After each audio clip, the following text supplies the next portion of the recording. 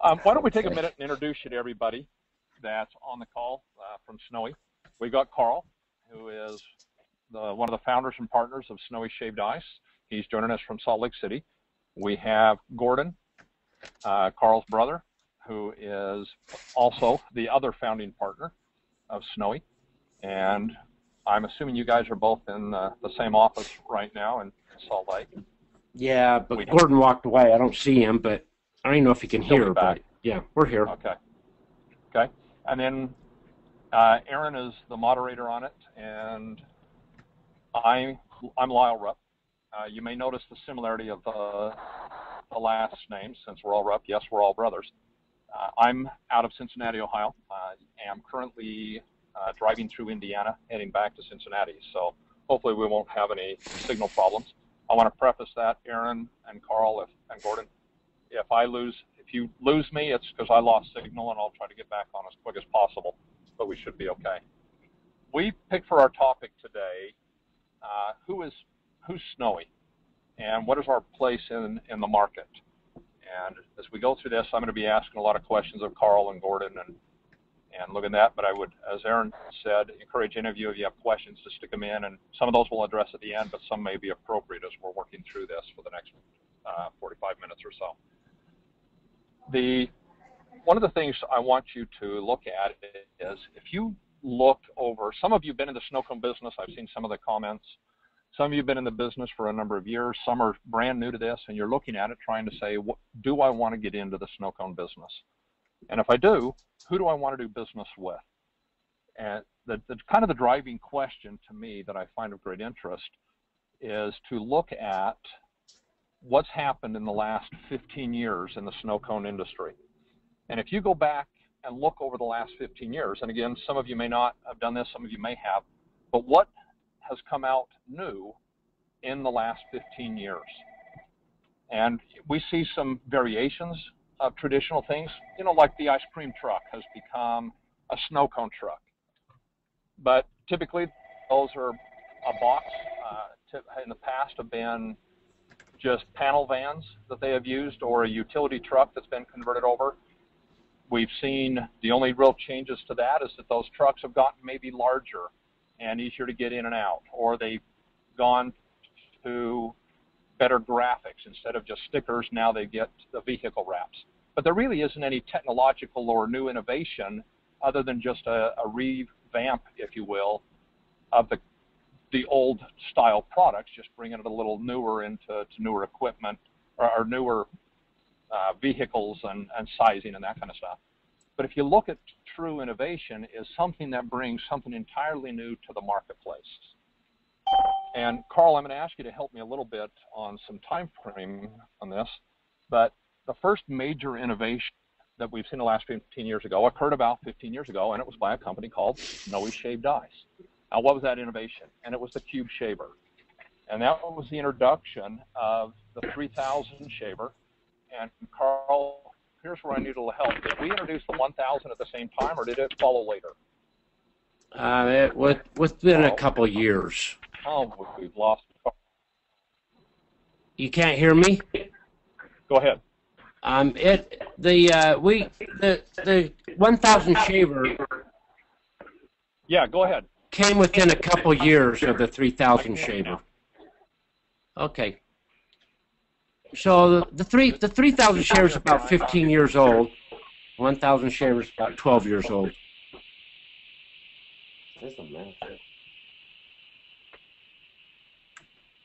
Hello? I think we lost Lyle. Hey, Is Lyle on his cell phone? Driving? Yeah. Yeah, that's a problem. Hey, Carl, so talk a little bit about what drove you to... Can you hear me, Carl? Bear with me a minute, folks, if I... Yeah, I can hear you. So... what do you know about creating the 30,000 and the 1,000 and the purpose behind that, real quick? Yeah. Well, when I first started started Snowie about 15 years ago, I actually started with the block shaver, which I had built when I had Snow Shack, and I had a cube shaver. But The block, it took a long time for it to come. I was just real seriously committed to certain things about that I didn't want. I didn't want knife blades, and so the 3000, the idea of the blade that was like a belt that was many inches of shaving surface, and it was perforated, kind of like a cheese grater. And each of those would just barely take a little slice, but you had the speed of the motor going, 500 times over that. It it worked well and created a lot of shaved ice. Perfect. Talk a little bit. One thing that I wanted to touch on with the shavers too is how the technology of the other shavers were all belt driven, they were all chain driven, and really the simplification. One thing that I've noticed in the industry is, man, the shaver is so simple and so strong that the failure rate is very, very low, almost zero. And because everything is just direct driven, there's nothing really that anybody can adjust and change. With the chains, there used to be clutches and stuff that kids could tweak and change so they could make the shaver go fast, but then the quality of the snow wasn't very good. Anyway, Yeah. I wanted to talk about that a little bit, and maybe I just did. Well, yeah, the what was out there had belts. Some of them, there was a few different shavers, but they had a belt, and the belt would shed black powder, and then you'd have to deal with the belt and tensioning of the belt, and then you had to put a guard over the belt, and then if you had to deal with the blade, you had to take that apart and put it back together, and I wanted it more concealed and out of sight, so I really worked hard towards the gearbox and where it was all internal, and so as a result, we just got away from a lot of the messiness of the belt and the way that belt works, or the way the shaver works with the belt. It's just more direct drive. Everything about it, it's more trouble-free. It's a big, heavy-duty gearbox that, we have very, very little problem with that gearbox. It's almost overkill, which means it would take it. I've yet to see one wear out in 15 years. They're all going still. Perfect. Okay. Can you guys hear me? Yeah, we can hear you now. Okay, I'm dialed in on the number, so my video and my phone are on separate signals now. Sorry about that. It was cutting out. I'm in rural Indiana at the moment. So what I can talk a little more about it. Yeah. Do? Yeah, go ahead and talk a bit about it, and also comment a bit about the topper that we're seeing there on the images. Okay, so I wanted a lot of the shavers were in a sense horizontal, meaning they would work from left to right, and the motor was stacked either on top or on the bottom, or out one end, and I wanted to get as small a footprint as possible, and that came with putting the motor underneath with a gearbox, and then direct driving it to the wheel, and then it just evolved, and I went with what made the most sense and worked the best. It didn't all come once. I had many generations, or tried a lot of things to get this to where it is today. But then the top maker, which you pull that little, you can see the vinyl catch, the snow catch. Yeah, Aaron put an arrow on it, but you pull that up around the cup, and it helps send 100% of the snow into the cup, and then you can see through that. And when you got enough snow sitting there on top of the cup, you just drop the catch and tip your cup down and take it up and form the top, and that's been huge, and it saves motions. And we always,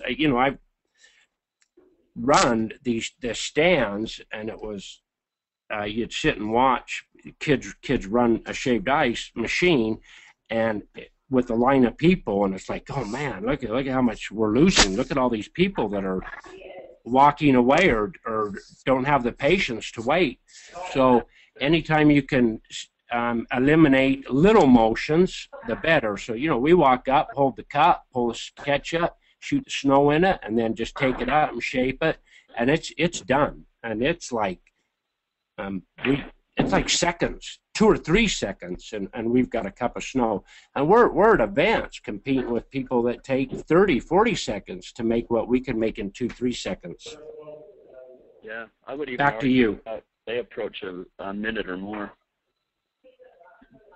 You know, we've actually, one of the things to understand with the speed of the 3000 shaver, literally one person shaving ice can shave ice faster than 2 people can take money. I mean, literally your slowest time in the transaction is taking the money and handing them the cup. And that's pretty stinking fast. So if you got an event where you've got 40 people in line, you can control the flow of that line simply by the speed, by putting an extra body in there. We've actually have one event where we have 3 people taking money, and the person shaving can stay ahead of 3 people. That's a pretty fast pace. I mean, literally up in the 10 to 12 snow cones a minute consistently. Yeah. Now, Carl, what would you say is the purpose? Why did you do the 1,000 after the 3? The 3,000, obviously, the speed and holds, a large capacity of ice. Why did you come out with the 1,000? Mostly because, it's a little bit smaller footprint, and people, the price, I eliminated a gearbox, and I just tried to get in between so that people could afford it, and something smaller and lighter that people could handle a little easier. I personally still like the 3000 more. It holds more ice, and if you have a clump of ice cubes that are like fused together, the 3000 can take those easier than the 1000. Sometimes on the 1000 you have to go in and break that little clump up so it'll shave. But it was sort of a gift. It was there, and we could do it, and we just really pinched it down around the motor. We made it as small as we could make it. Back to let me just go back. You're talking about doing events and the speed.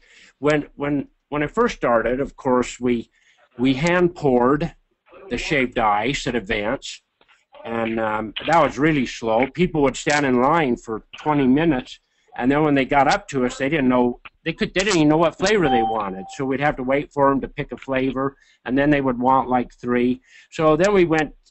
Instead of filling quart bottles, we went to a bar gun. We did that for a few years, where we had 10 buttons on a gun, and that sounds like it would be fast and wonderful, because right there in your hand you could go from lemon lime to tiger's blood by moving your finger 1/4 of an inch to another button. But it went off CO2, and sometimes the CO2 would have its issues, and it had so much hosing and all this. You'd spring a leak here or something there, and when we went to the flavor station, which is gravity fed, which always works, it just really, and then we let people put their own flavor on. It really got to the point we could double our sales. We went from doing like 1,000 or 2,000 a day to like 2 to 3 to 4,000 a day with going to with the 3000 shaver as fast as it is and going to the flavor station. Anyway, back to you guys. Lyle? Aaron, Lyle? I'm back, sorry. Okay. Keep losing signal. So, I apologize. You just finished talking about the shavers, Carl? Yeah, I just talked a little bit about the flavor station at events and the line. I mean, if we're talking about speed, I mean, people, they always say, well, I've had competitors say, well, that company, they're more about speed. And I'm like, yeah, we are about speed. We're about shaving fast and shaving a lot and moving that line. Nobody wants to stand in the line. I've seen the line that's like, man, it's like, let's say 200 feet long, and I've asked people as they come up to get a shaved ice, how long were you standing in that line? And they would say to me, oh, I don't know, maybe 5 minutes. Our line literally walks. If you have a good crew of people shaving it, and you always got shaved ices sitting there, and the gals taking the money and handing the shaved ices off, and then people go over to their own flavors, to the flavor station, and put their own flavor on. Our line literally walks. People don't have to wait a long time. I can't get my machine to talk. Can I say something? Yeah, Estela's here. She wants to say something. I wanted to, Aaron, you had asked about why we came up with the 1,000 and what's the difference. And when I talk to my customers, I kind of tell them that if you're going to be doing shaved ice in a big way, obviously you want to go with the 3,000. I find that the 1,000 is really tailored more to people who are limited on space, and also it could be a budget factor, and then also are not just dealing with shaved ice. They may be doing other products, and because of their limitation on space, that machine works really well for them. And so they're both great machines. I find that people that do just shaved ice and they try to buy the 1,000 because of maybe the cost, they always wish they would have bought the other one, and they always call us and say, hey, you know, can we upgrade? And we're like, no, but it's a great backup machine. So I always try to tell my customers, if you're doing shaved ice, and this is what you're doing, only always go with the 3,000, because that is the best machine for that purpose. So kind of recap that. If your primary market is snow cones, go to 3,000. It's a secondary product. You know, you're in a family fun center, you're an ice cream shop, you're a,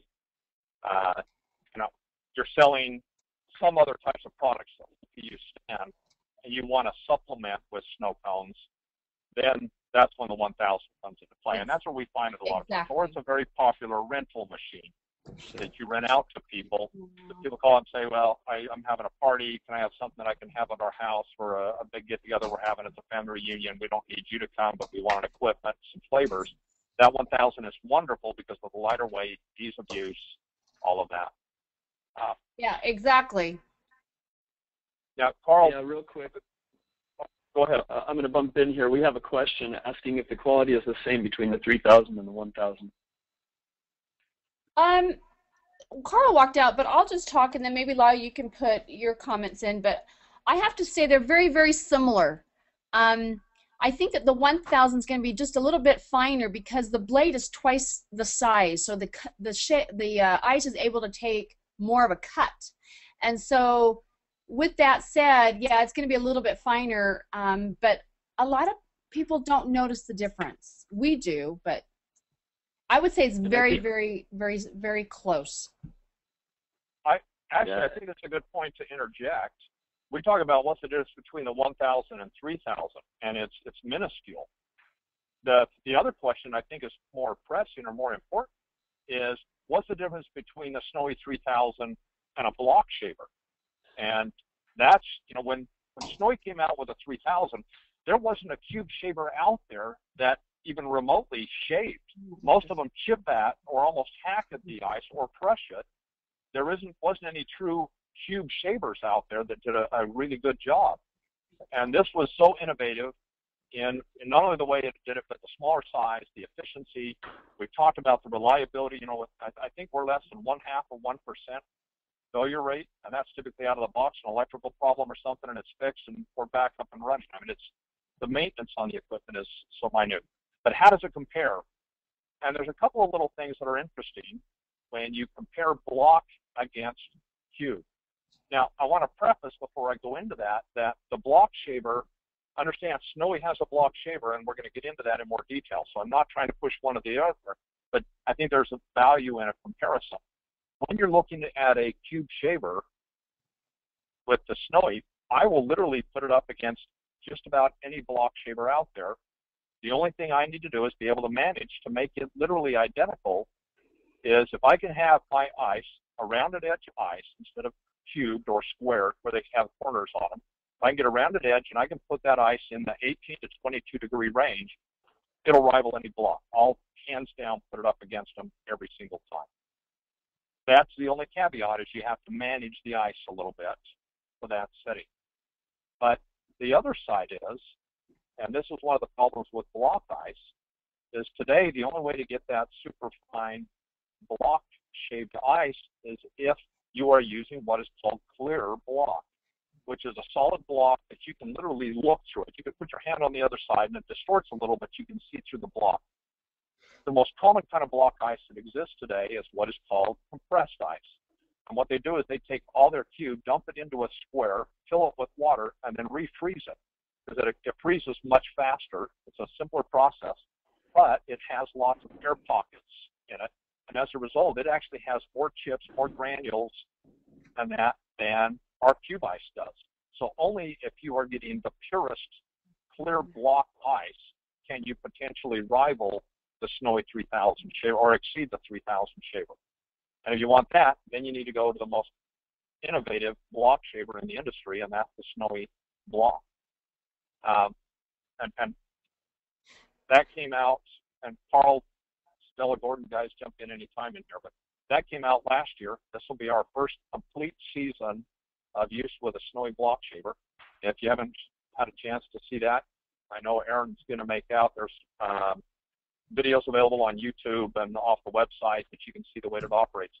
But it's the only block shaver that is adaptable to different sizes easily and is completely enclosed, where literally you can't close the door, or you can't operate it until you've closed and locked the door that covers it up.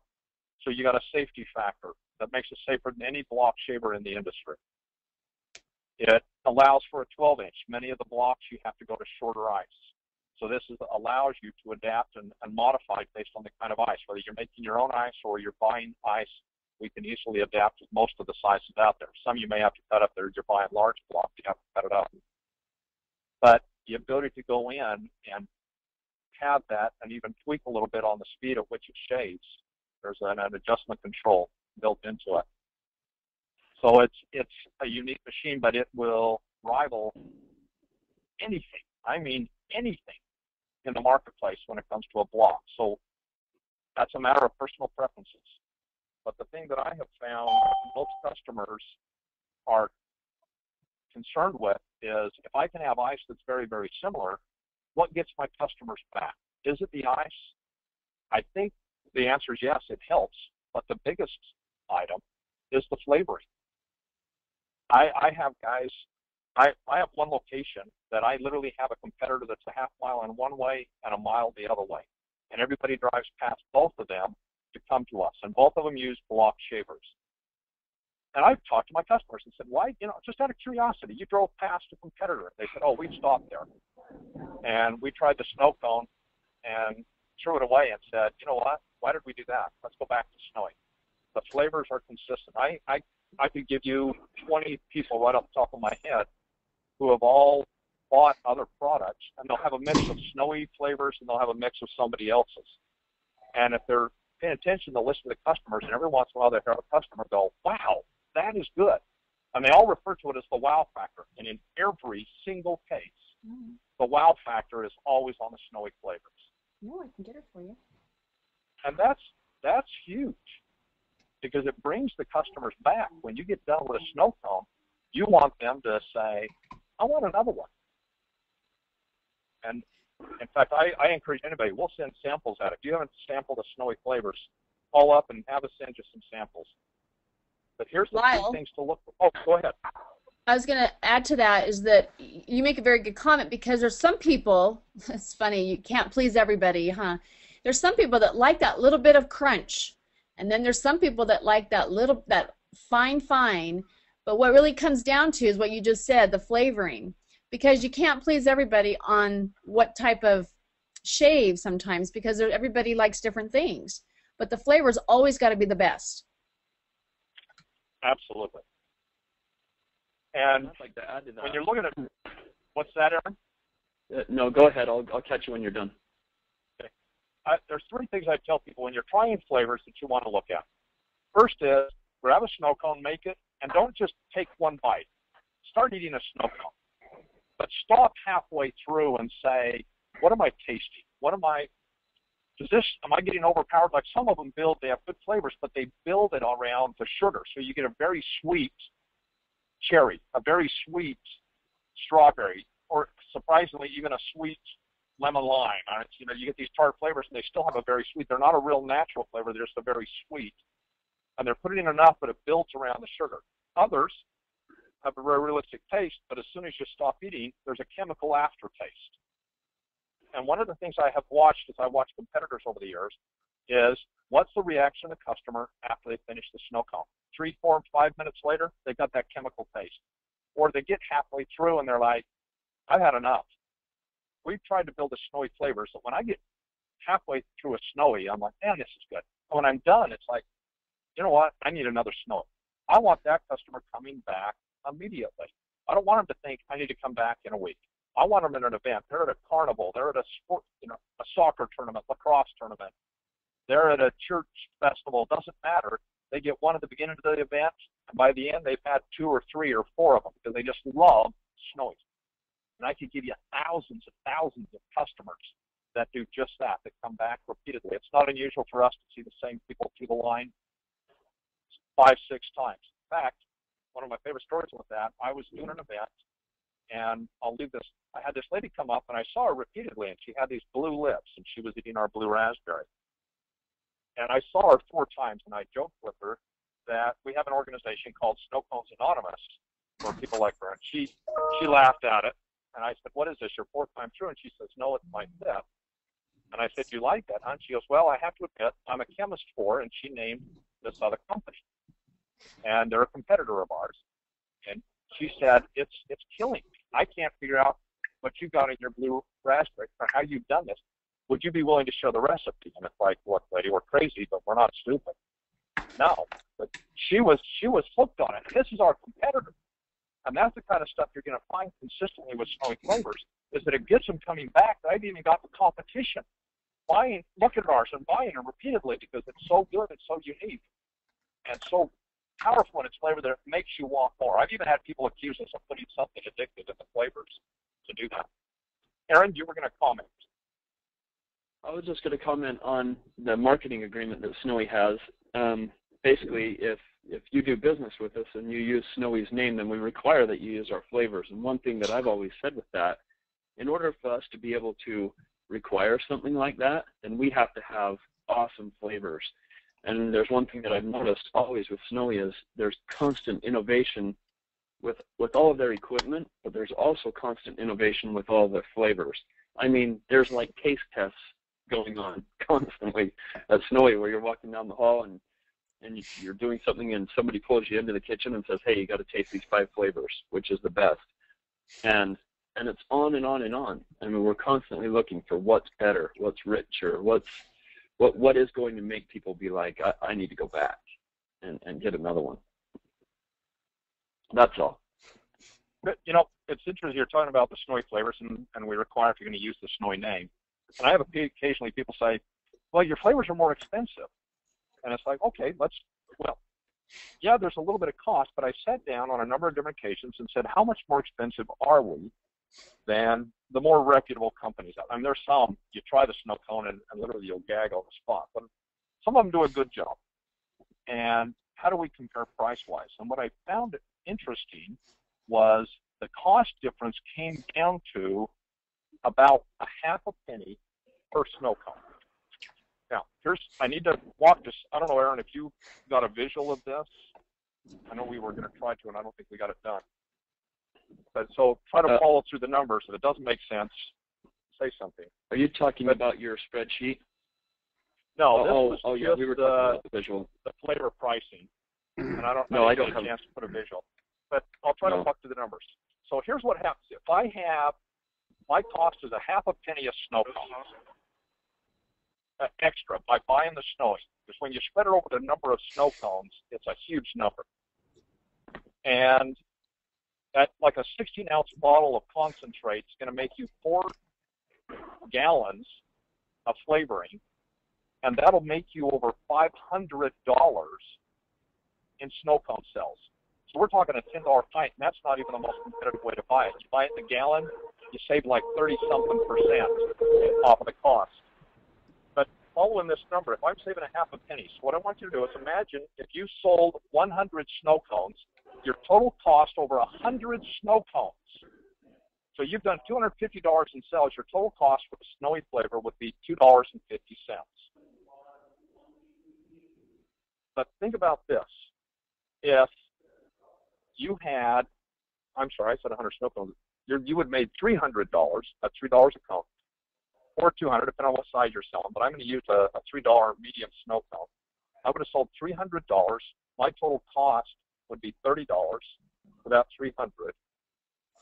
And the extra cost for the snowy flavors was $2.50 for that 100 cones. But all I need out of that 100 customers, if I have one customer come back, all I need is one to go, wow, that was good, and repeat, and it's already paid for the snowy flavor. So I only need a 1% return rate from customers because of the quality of snowy to come back that it will pay for itself literally that easily. 1% of 1% of customers like our flavors enough to come back. But imagine if I got 2%. I only needed 2 out of 100 customers to come back. I just made an extra $2.50.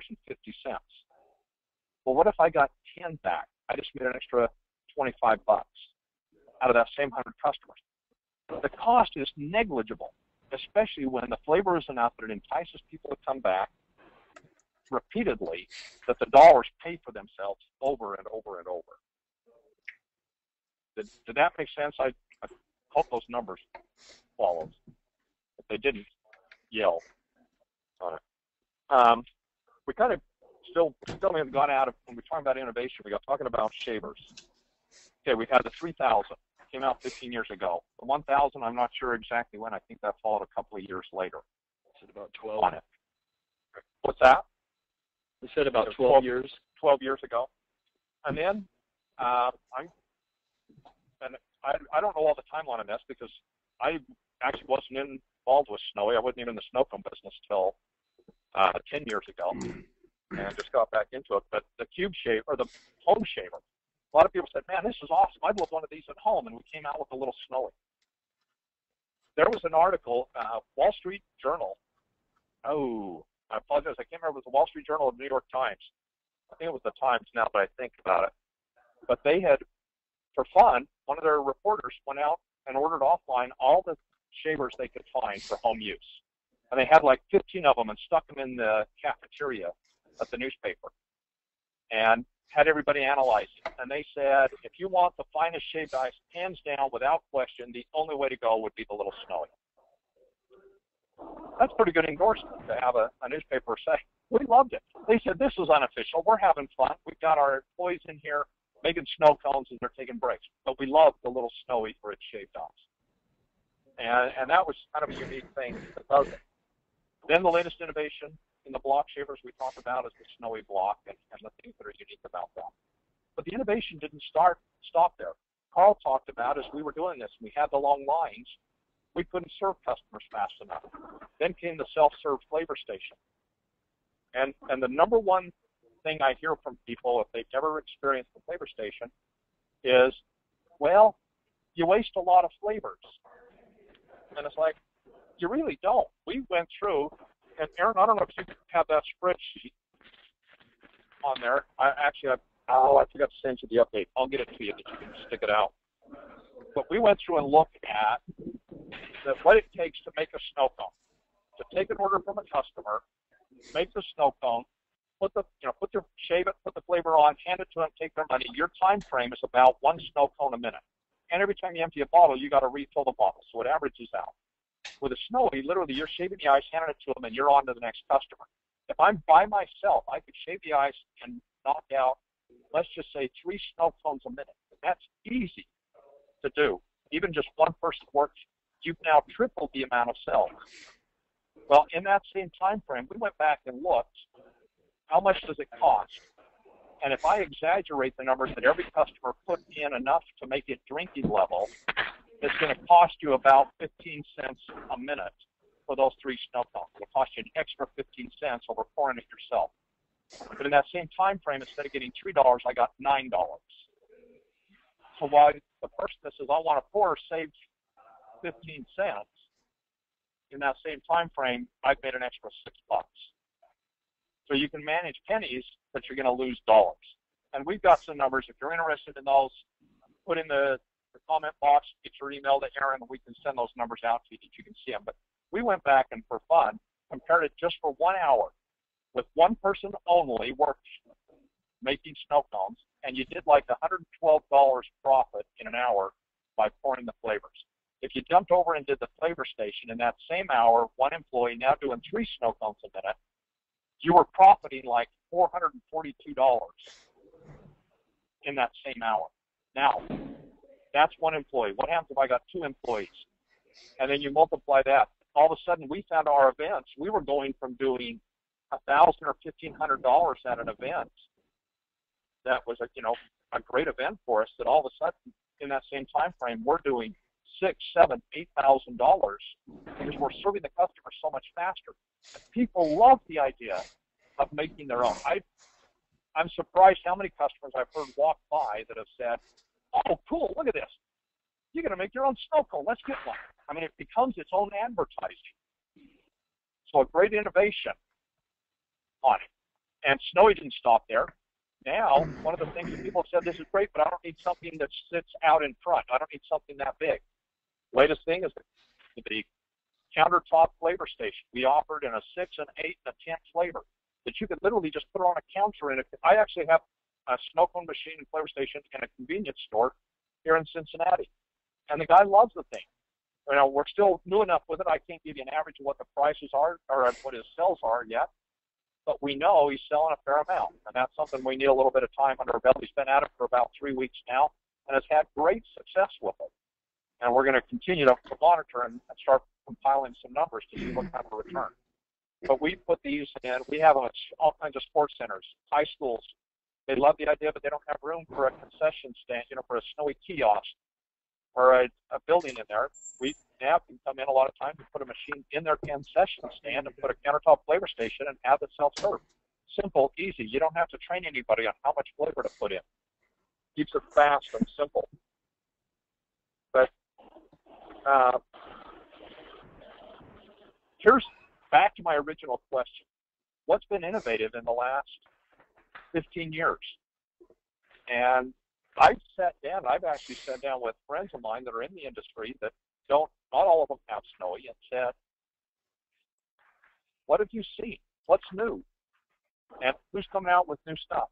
And I actually had 2 guys that are competitors both say, oh, there isn't any. If we want something new, we're watching one company, and that's Snowie. What's the new ideas that are coming out? And they do that. And it's what makes Snowie very unique in a couple of ways. We're the most innovative company in the snow cone industry. Second, we're the only true one-stop shop for everything snow cones. I mean, literally, we don't rep somebody else's products. I don't care where you go. They're selling somebody else's shaver and their own flavors. Or they'll have their own shaver, but they sell somebody else's flavors. Or they'll have a building, but they put somebody else's building or shaver and flavoring in it. So they all have a piece here or there, or they're simply a rep. But it's unique with Snowie that we have everything, but it's all ours. You're literally dealing with the manufacturer. You're not messing with a middle guy that says, oh, you got a problem? Oh, you need to call the manufacturer. Guess what? We are the manufacturer. That's highly unique that you get an opportunity where you've got one company that continues to innovate, that has the top cube shavers in the industry, has the top block shavers in the industry, that has the top flavors in the industry. And we haven't even gotten into the most innovative looking buildings, because most of the companies out there are still taking traditional trailers and converting them to make them look, to sell snow cones. They cut a hole in the side of a storage shed, stick a window in it, or they take a traditional trailer, hang a flap that you raise up and hope it doesn't drop on a customer, and you sell snow cones out of it. Look at a Snowie building. They grab attention. We put our first stand we put up, we put it at a location, and I happened to go to a community event where something came up. I was helping plan a community festival, And somebody goes, we need some snow cones. And we've been in business for about 2 months. So they said, we need some vendors. And I said, what about snow cones? And they said, yeah. Well, and somebody said, what about that place down, and we have a place called Cherry Grove. And they said, what about down at Cherry Grove? That place down there. 80% of the people in that room knew who we were. And this was a room of about 24 people. And we'd been in business for 2 months, and yet I had 80% repetition. And they all talked about the clean look of the building, and when they found out I was Snowy, they all went, wow, oh, we love it. You know, some of it's stopped, many of them have seen it, even though they haven't seen it. It's very innovative and very interesting. Go ahead.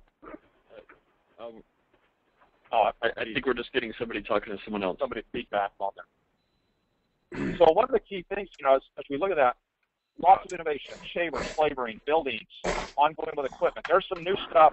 You know, if you're mixing sugar water in a 5-gallon jug, do we even have a name for the bracket that mounts the drill to the 5-gallon jug? I don't even know.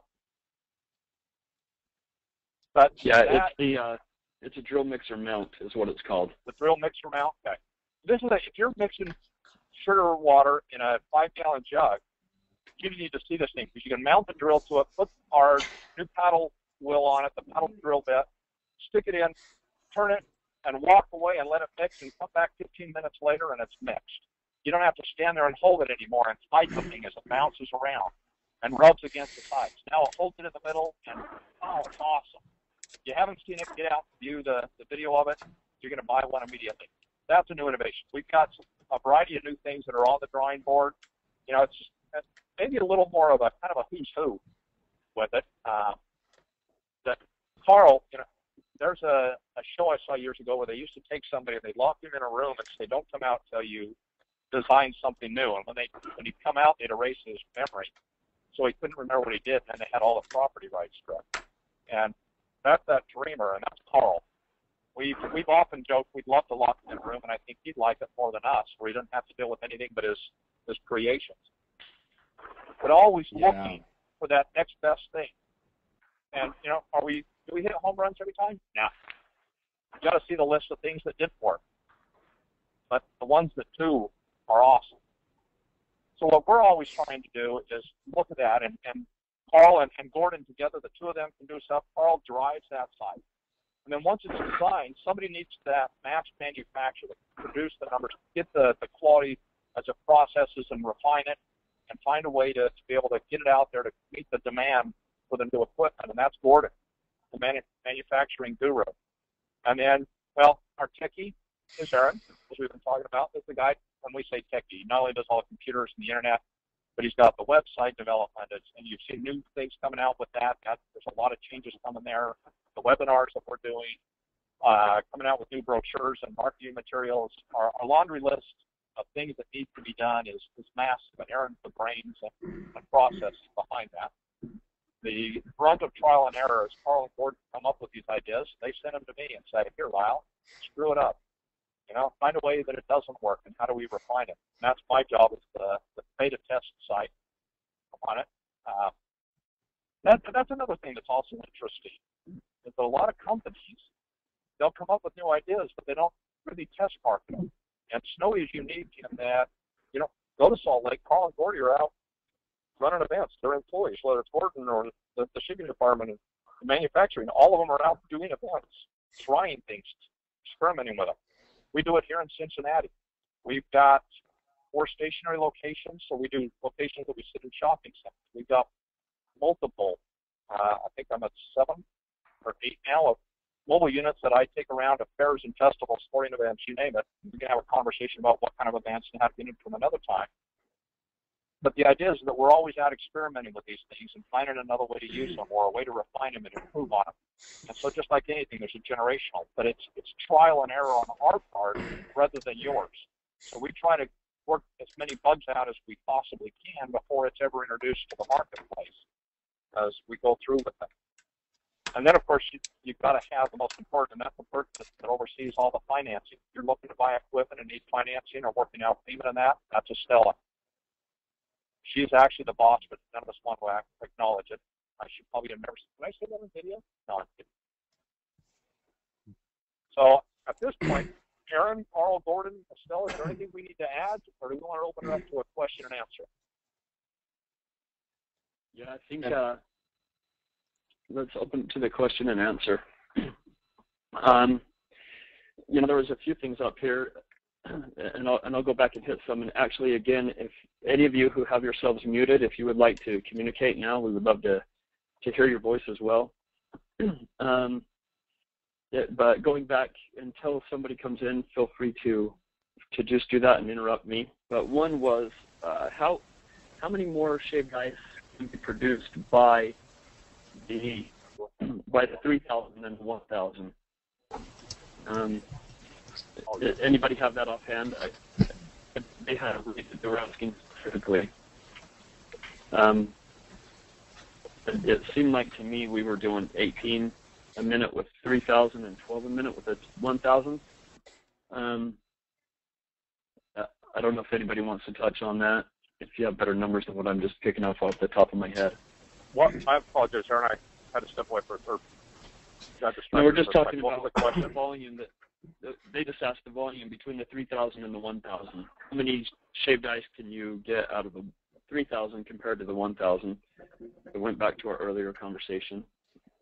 Now, I found, you know, if you were sitting there, if all you're making is just snow cones, if you're not having to take money,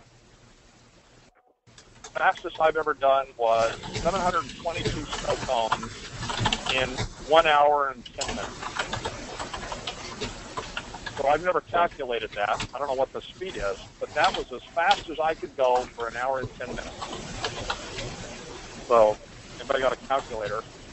That'd be interesting to calculate out. Yeah.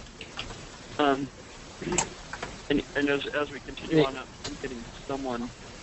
It's a phone caller, so I can't tell who it is, but we're getting a lot of feedback from someone. Yeah. Hey, Aaron. Go ahead. Yeah. It's Carl. You know, the thing about the 1,000, it's not a whole lot slower as far as making a shaved ice, but you have to fill it more often with ice. So that there's just some things that slow you down, like that. You can't put a 8-pound bag in it and just run the heck out of it. You've got to fill it twice as often. But its speed, it's still a very fast shaver. So anyway, that's my only feedback on that. Carl, I'd agree. I'd say it's maybe 20% slower, if that, maybe 15. It's not the big difference is, yeah, the frequency in which you refill that, as you talked about. And one thing that was also, I brought up the catalog here that you guys see. If anybody wants this, please give us your email address. You can submit it here. You can also email.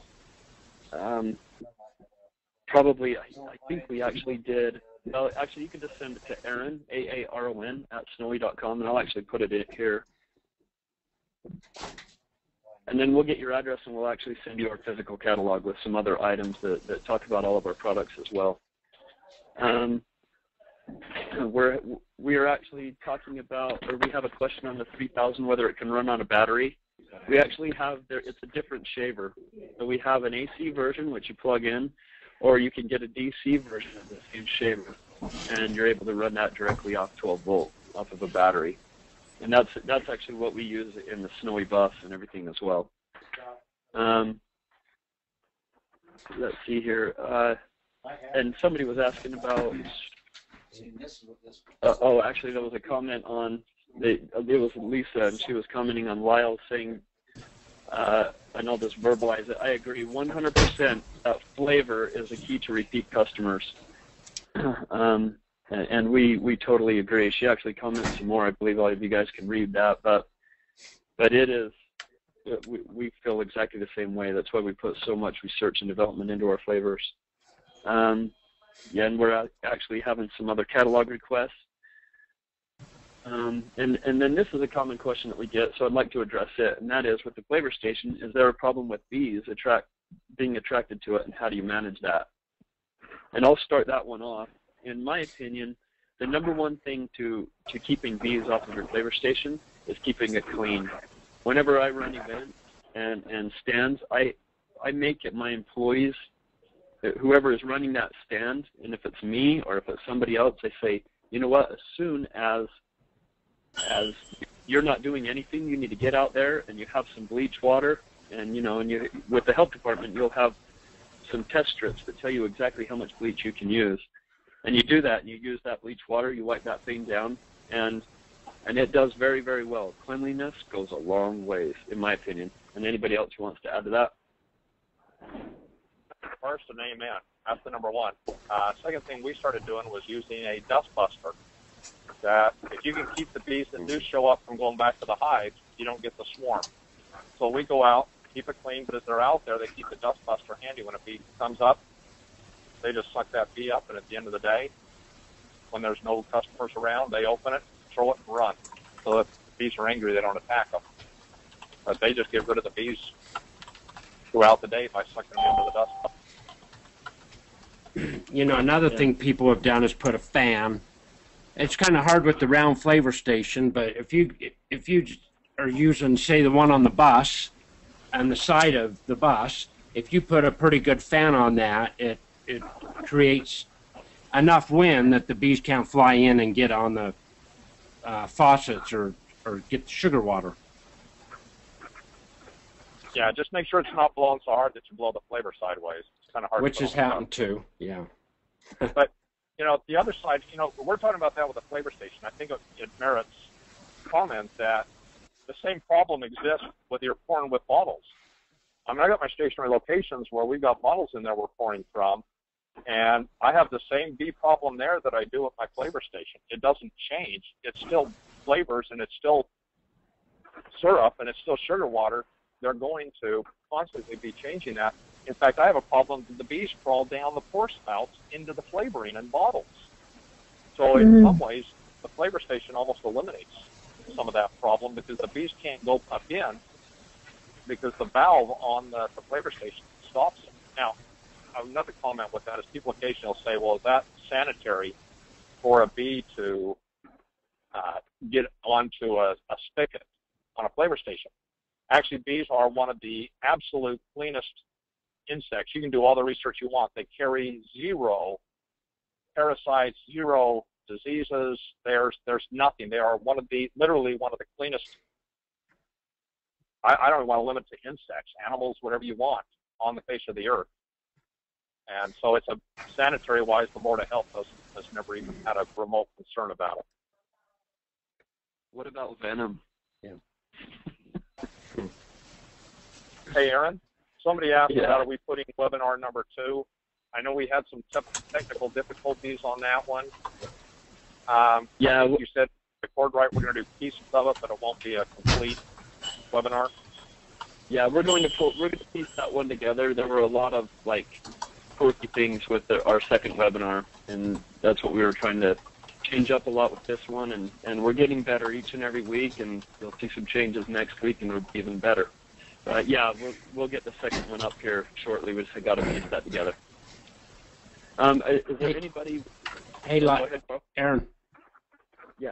Go ahead, Paul. I'm gonna take just 5 minutes, and I know your topic was what was the innovation, or who out there is creating new stuff or trying to make shaved ice do better or inventing new things, and so I just wanted to go through some of Snowy stuff. Like when we first started, we're using a gallon bottle of syrup, which took up huge amounts of space in a building. So the first building I built was gigantic. I'm going back 30 years. And then we got the idea of, well, if we make our sugar water neutral and we put an ounce of flavor in a quart bottle and we keep a pint bottle of concentrate in the building, which in a way is like having 4 gallons of inventory, that was a huge piece. And a lot of people have taken advantage of that little. It might seem easy, and simple good things are simple and easy, but they don't always come about easy. Once you see them, it's like, oh yeah, that's a no-brainer. But to come up with them, like the parts, people talk about my shaver being simple. Well, they weren't simple at first. They were real complicated, and to make them simple is actually a task or an accomplishment. But so, you know, yeah, there was that part, and then all of the things for just selling, serving more people quicker. Those were all things that we really had created for us, so that we could move our line quicker, and so that people didn't have to wait as long. You go to an event and you got 20,000 people there that want a shaved ice. Wouldn't it be nice to be able to make them one?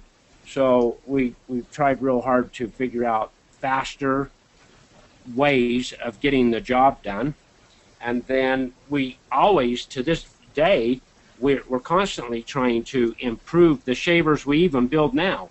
And you'll see our 3,000 shaved ice and our 1,000 shaved ice, you'll see the day that snow is finer and finer and better and better. We're working on the blade right now, trying to get more speed out of it and finer snow. So we're always trying to make that better. And then the block shaver, it's actually, we say we just really introduced it a year and a half ago.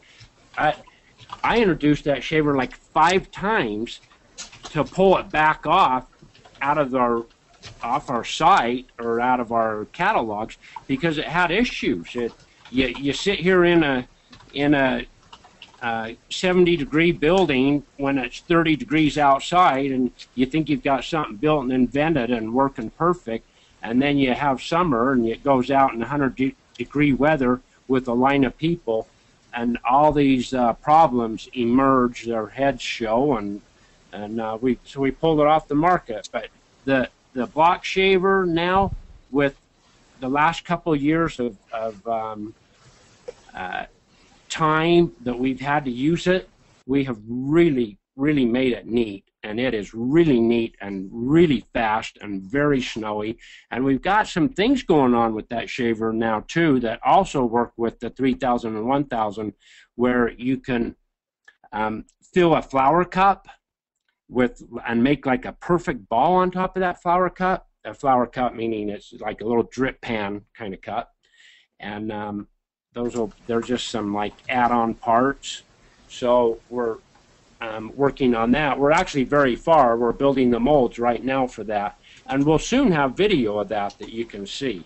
So, and then the ways of making the sugar water, there's several ways. The drill mixer, using the 5-gallon jug that you use as your mixing container, and it's also the one that you dispense out of and everything. That is a really good way. There's other companies that, you put in 5 pounds of sugar, and then you put in the 4 ounces of their flavor, and then you take the water and fill it up, and you take a wooden stick and stir it. And I'm like, oh my gosh, you got to be kidding me. You're using a wooden stick in a 1-gallon jug, making 1 gallon at a time, stirring it. And Lyle said you do the drill thing and you walk away and you give it 15 minutes. It really doesn't take 15 minutes. It's kind of like by the time you line up 5 or 10 5-gallon jugs, by the time you can put the sugar and the water and the preservative in one and put the drill in and get it mixing, now you go to the next one and you put the sugar and the water and the preservative and everything in it. About that time, you can take the drill mixer out of the one and put it in the next one. So you make these 5-gallon jugs of sugar water pretty quick. Like I would say 1 every 5 minutes. And if that's still not fast enough for you, or if you're a big operation and you wish you could be doing like 50 gallons at once, then there's a 50-gallon mixer that you can get. Also, other innovative things, many, but like our blower on top of our buildings. It stands there, it shoots up in the air 10 feet. It says, "Hello, we're here, we're open, notice us." It's huge. The attention that draws is just, it's phenomenal. It's fantastic. It turns every head. I've sat on the street and watched people driving by. The difference of that blower on and that blower not on is huge. It lets kids see us. They start to talk about it. People like to watch it, and it basically says we're open. And then we have things like sweet thickener. Nobody really had and nobody really does have a real good sugar-free yet. except us, are not only do we sweeten, but we give the mouthfeel of like the slippery syrup, and it makes it thick enough that when you pour it on the snow, it doesn't race to the bottom and leave the snow starchy like you just poured water on it.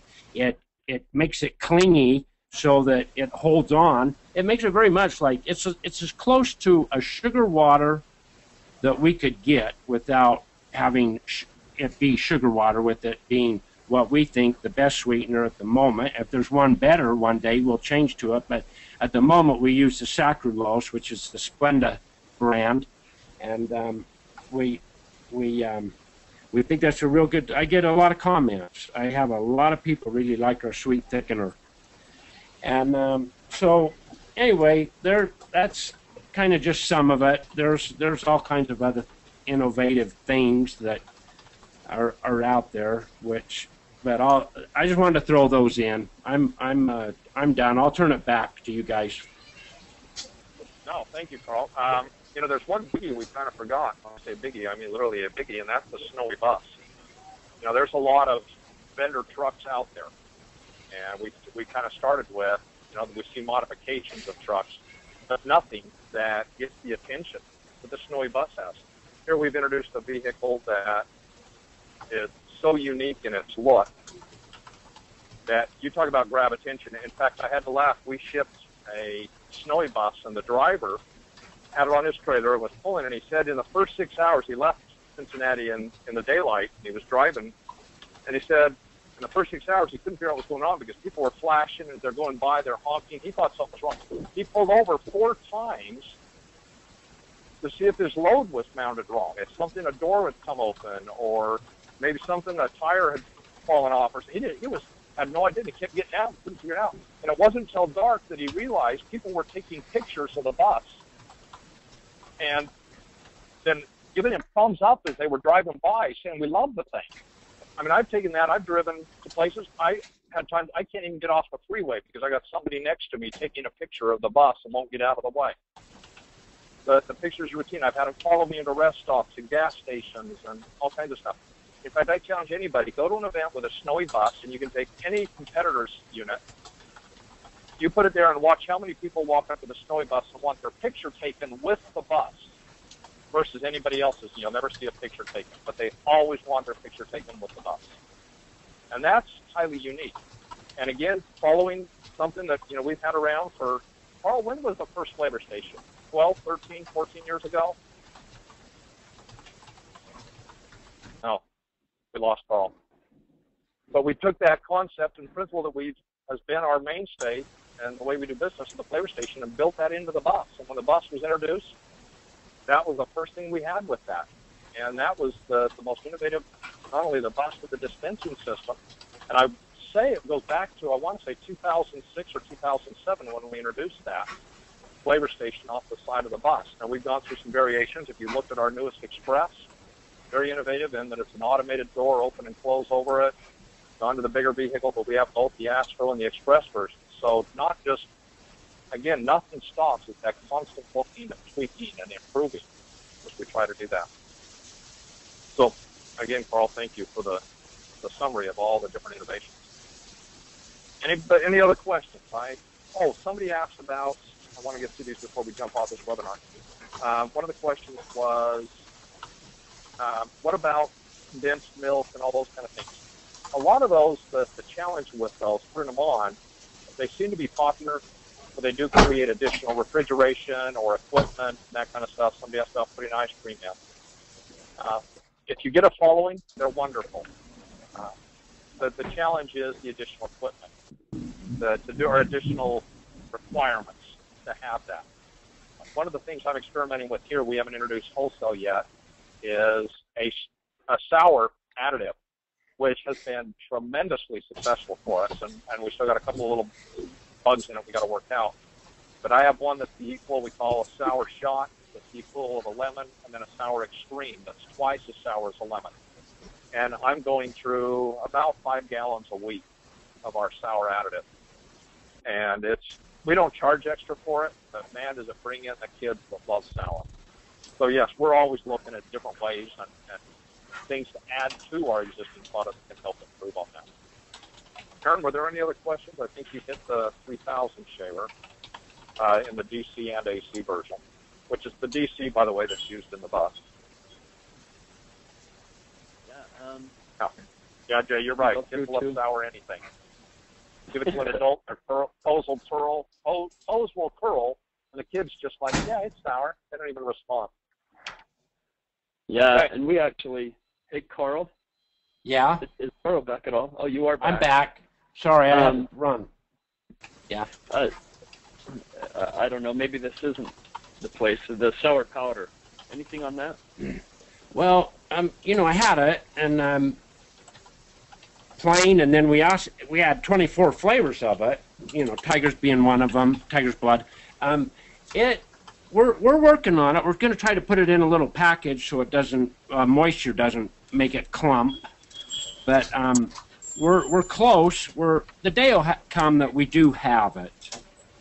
We just don't have it today. But if people wanted to buy like plain sour powder stuff and sprinkle it on or pour it on shaved ice, I'd do that. You can do that right now. But to have a Tiger's Blood sour powder in a packet, that's another month away probably. Cool. Okay. Okay. I should add that the other sour we're experimenting with, Aaron, that I'm using here is a liquid version. So I can do a Tiger's Blood and then pour the sour over the top of it, so it gives you as a sour additive to any existing flavor. So I could literally give you a very sour lemon or a sour banana if you wanted, so it can be added to anything. Yeah. Okay. Is there anybody else that would like to? We have some comments. Jay, we appreciate it. Jay, I'm going to have to read Jay's. I like it.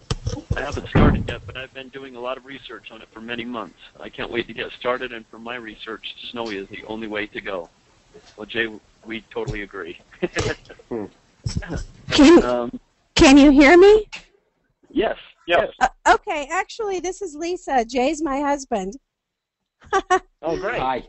Yeah, hi. And primarily the business is going to be mine because he has another job. But yes, I have been really looking forward to getting started, and I've done so much research.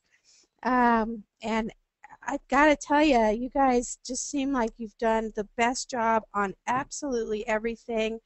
And I know that all of us who are going to be in the business or who are in the business really appreciate all of the effort that you've put into it, not only in just trying to make good products, but what you've done for making it a time saver. I mean, everything you've done is to try and make it faster and easier so that it's not as labor intensive. You know, I went to Hawaii last year and I went to a really good shaved ice place, but my goodness, the line was out the door because it took them so long just to make one shaved ice. And I saw people driving away because they didn't want to wait in that line. So, you know, everything you've done from the flavors to the bus to the kiosk to the machine, it just seems like you've done such a fantastic job. And I, for one, appreciate that because for years I've been wanting to do some type of a food vendor business. I used to be a professional chef. And I searched so long to try and find something that would fit me and fit my personality, and I didn't want to have to cook something where I was going to have to stand over a hot stove all day and be around grease all day. And so when I just discovered this, I just thought, Eureka, this is perfect for me. I'm not going to be so hot. It's easy. Everybody loves it. Like, you just bring such joy to everybody's faces, all the little kids and the adults as well. So to me, it's just perfect, and I just can't wait to get started. Yeah, shaved ice is a great product. I watch people that cook a plate of food, and they're doing like you're saying, they're slaving over it, and after they've worked on this thing, they sell it for like $5. Right. And then we're like doing $3, $4, $5 like almost as fast as you can snap your fingers going out our window. So and their profit margin is very, very low. Whenever you do food, your profit margin is going to be low, but the profit margin on this is extremely high. So that too is very attractive. I love that. yeah, and it's not, there's nothing perishable. I mean, Right. let's let your ice melt, but you know, everything you build, you're going to sell eventually. Mm-hmm. If you don't. And I've found everybody in your company that I've talked to be so helpful, and I've also talked to other Snowie owners in different states, and they were so kind to me to take the time and answer my questions, and you know, that's just made it a really nice experience to have everybody so helpful. So I appreciate that so much. Yeah. Glad to hear that. We try real hard to have nice. Haven't always had nice workers or nice girls on the phone and things. So it's important to us, and we try. Let me put it that way. Yeah. Yeah. You know, Lisa, everyone's going to think you're a plant by us. I want to make sure we know you're not. No, I'm not. No. I'm not. I actually live in Denver. One of the things we haven't talked about that I think is also critical with this, you know, Lisa, you talked about all the helpfulness and our constant innovation, Mm-hmm. but I think one of the most truly unique things is that we're not a franchise. We're not charging you a franchise fee. We're not charging you royalties. We're not sticking you in a territory. We're not monitoring. We're not playing Big Brother. All we ask is if you want the Snowie name, you got to use the Snowie shaver and Snowie products. We want it to look and taste like a Snowie. You don't want to go to a Wendy's and have it taste like a McDonald's.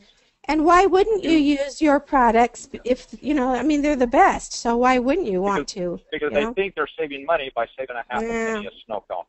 No, they're losing money in reality.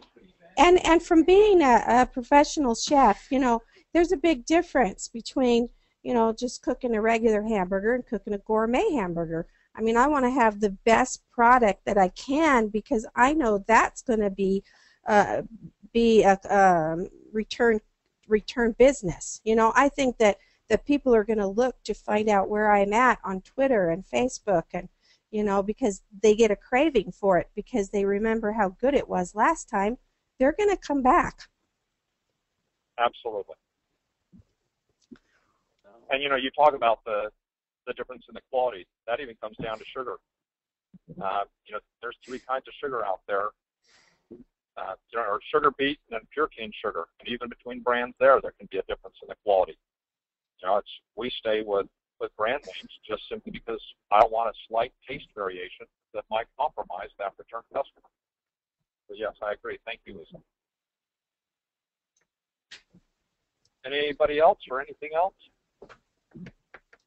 Well, I'd like to just say one more thing for, you know, if anybody out there hasn't really gone through your complete website, that website is really good. There's so much information on there that you can really do your due diligence just by going to their website and looking at all the different documents and the pictures and all of that. And then there's a bunch of videos on YouTube that you've put out, and those also were very helpful to me because I really got to see how everything was done step by step, and you know, so that really helped. So for anybody who's not quite sure about something, I would suggest starting on their website. Thank you. And again, I know Aaron has stuck, if some of you are interested in catalogs or any additional information, Aaron has put his email address out there. It's aaron@snowie.com. If you want to reach me for any questions, it's Lyle, that's Lyle, @snowie.com. We look forward to your questions, and you know, our philosophy is what can we do to help you be more successful and find a way for you to be an independent business person, doing the funnest business period in the industry, and that's the finest in shaved ice, obviously Snowie. So I think we'll call this to a close. Unless anybody else has any comments, we very much appreciate your time and willingness and tolerance as we went a little over time. We apologize for the extra 24 minutes we stuck in there today. A little bit getting up and rushing. We hope you found this useful and beneficial, and as you look to expand your business and get into being self-employed. Thank you very much. Bye-bye. Thank you. Thanks, you guys. Thank you. Thank you. Thank you, everyone.